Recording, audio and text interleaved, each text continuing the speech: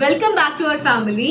இதுக்கு முந்தின வீடியோல பாவாடை தாவணிக்கு எப்படி ஒரு பிளவுஸ் பண்றதுன்னு பார்த்தோம். ஸோ இந்த வீடியோல அதுக்கான ஸ்கர்ட் எப்படி கட் பண்ணி தைக்கிறதுன்னு பார்க்க போறோம். ஸோ ஒரு ஸ்கர்ட் தைக்கிறதுக்கு மூணு மெஷர்மெண்ட் இருந்தா போதும். முதல்ல ஸ்கர்ட்டோட லென்த், அடுத்து வெயிஸ்ட் ரவுண்ட், அதாவது இடுப்பு சுற்றளவுன்னு சொல்லுவாங்க, அதுக்கப்புறம் சீட் ரவுண்ட். ஸோ இந்த 3 மெஷர்மெண்ட்டை வச்சு எப்படி ஒரு ஸ்கர்ட் ரெடி பண்றதுன்னு பார்க்கலாம். ஸ்டார்ட் பண்ணலாமாடா? ஓகேக்கா. ஓகே. ஸோ இதுதான் நம்ம கிளைண்ட் நமக்கு கொடுத்த ஃபேப்ரிக். இதில் பார்த்தீங்கன்னா லென்த் இவங்களுக்கு 40 இன்ச்சஸ், லென்த் 40 இன்ச்சஸ், வெயிஸ்ட் பார்த்தீங்கன்னா 36.5, சீட் பார்த்தீங்கன்னா 40 இன்ச்சஸ். இப்போ எப்போவுமே நம்ம லென்த் அப்படிங்கும் போது மேலே ஒரு பெல்ட் வரும் இல்லையா, இந்த பெல்ட்டுக்கு 2 இன்ச்சஸ் நம்ம மைனஸ் பண்ணணும். அப்போ இந்த 2 இன்ச்சஸ் போக மீதம் உள்ளது தான் நம்மளுடைய பாவாடைய லென்த்தாக இருக்கும். ஸோ இந்த கிளைண்ட்டுக்கு பார்த்தீங்கன்னா 38 இன்ச்சஸ் லென்த்து, மேலே பட்டிக்கு 2 இன்ச்சஸ். அதை நீங்கள் எப்படி எடுப்பீங்கன்னா இந்த மாதிரி ஒரு ஸ்ட்ரிப் எடுத்து 5 இன்ச்சஸ் விட்த் இருக்கணும். இதோடைய லென்த் எப்படி இருக்கணும்னா உங்களுடைய வெயிஸ்ட் அளவு இருக்கு இல்லையா, வெயிஸ்டோட ஒரு 6 இன்ச்சஸ் அதிகமா இருக்கலாம்.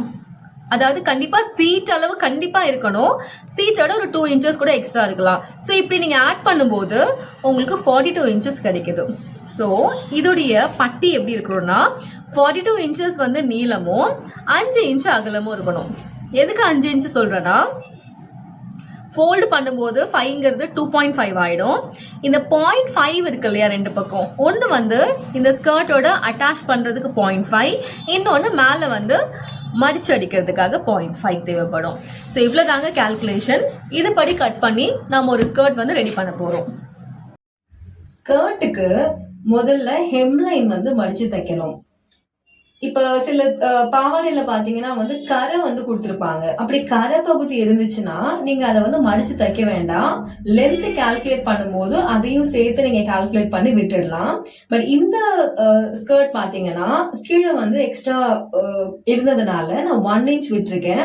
ஸோ half an inch மடிச்சு தச்சுட்டு இருக்கேன்.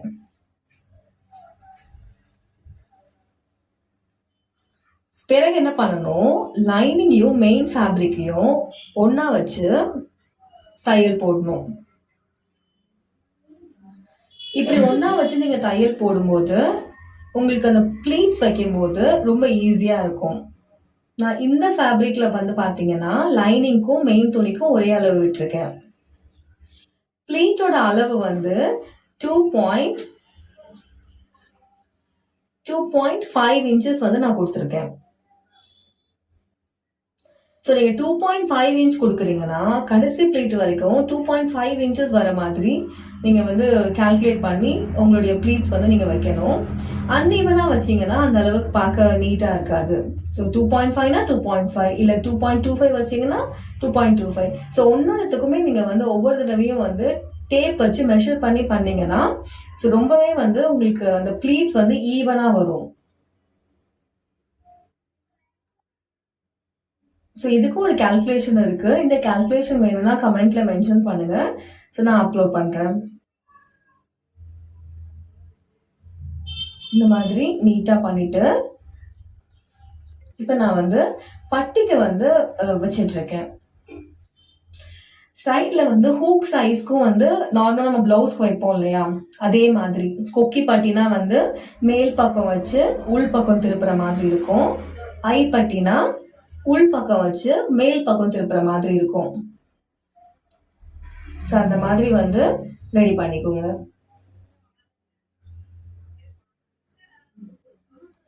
ஸோ ஒவ்வொரு தடவை நீங்க தைக்கும் போதும் நீங்க நெகத்துல கீறி கீறி தைக்கும் போது உங்களுக்கு ஃபினிஷிங் அதுவுமே ஒரு விதமா நல்லா இருக்கும். அதே மாதிரி தையலுமே நீட்டா போடுங்க. இப்ப இந்த பட்டியில பாத்தீங்கன்னா நான் லைனிங்கோட ஜாயின் பண்ணிட்டேன். எப்பவுமே ராங் சைட்ல வச்சு ரைட் சைட்ல தான் நம்ம திருப்பணும். அதாவது இந்த மாதிரி ஸ்கர்ட்டா இருந்தாலும் சரி, என்னவா இருந்தாலும் சரி, பிகாஸ் மேல நம்ம தைக்கும் போது நமக்கு தையல் நீட்டா இருக்கும். அதுக்காகத்தான் இப்ப நீங்க ராங் சைட்ல வச்சுட்டு half an inchல நான் தச்சிட்டு இருக்கேன்.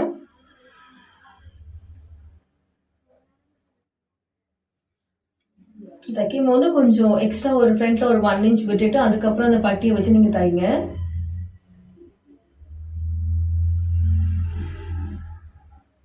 ரொம்ப ஈஸியாக வந்து பண்ணிடலாம் ஸ்கர்ட்டு.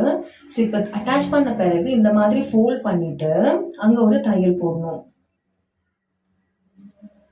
இப்படி தையல் போடலன்னா உங்களுக்கு வந்து நீங்க தச்சு முடிச்ச பிறகு அந்த உள்ள எக்ஸ்ட்ரா இருக்கு இல்லையா துணி, அது வெளியே வந்துடும். அதனால இந்த மாதிரி ஒரு தையல் வந்து நீங்க போட்டுக்கோங்க.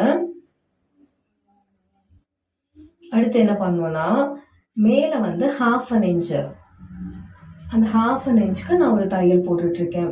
ஸோ நான் போடுற தையல் பார்த்தீங்களா, அந்த எட்ஜில் இருக்கு. நீங்க வந்து 1/2 இன்ச் முடிகிற இடத்துல வந்து தையல் போடாம ஆரம்பிக்கிற இடத்துல தையல் போட்டீங்கன்னா திரும்ப நீங்க மடிச்சு தைக்கும்போது அதே அந்த தையல் மேலேயே போடும்போது அதுவுமே வந்து உங்களுக்கு நல்ல ஒரு பொட்டிக் ஃபினிஷிங் வந்து கொடுக்கும். எந்த அளவுக்கு வந்து தையல் வந்து கம்மியா நீங்க போடுறீங்களோ, அதாவது அங்கங்க தையல் தெரியாம இன்விசிபிள் ஸ்டிச்சஸ் போடுறீங்களோ, அப்ப வந்து உங்களுடைய துணி வந்து ரொம்பவே நீட்டா இருக்கும். இப்போ நான் ஃபோல்ட் பண்ணிட்டு நம்ம ஒரு தையல் போட்டோம் இல்லையா ஏற்கனவே, அது மேலேயே இன்னொரு தையல் போடுறேன். இந்த மாதிரி வெயிஸ்ட் பெல்ட் ஃபோல்ட் பண்ணிட்டு நீங்க ஒரு ஸ்ட்ரைட்டா தையல் போட்டுற வேண்டியதுதான். சைட்ல ரெண்டுத்தையும் பிடிச்சிட்டீங்கன்னா ஒரு அழகான பாவாடை ரெடி ஆயிடும். இந்த செட்டுக்கு நம்மளோட கிளைண்ட் வந்து பிக்சர் அனுப்பியிருக்காங்க. ஸோ ரொம்பவே ட்ரெடிஷ்னலா எலிகண்டா இருக்கு இந்த லுக்கு. ரொம்ப ஹாப்பியா இருந்தது. உங்களுக்குமே வந்து இந்த ஃபைனல் அவுட்பிட் பிடிச்சிருந்ததுன்னா கமெண்ட்ல மென்ஷன் பண்ணுங்க.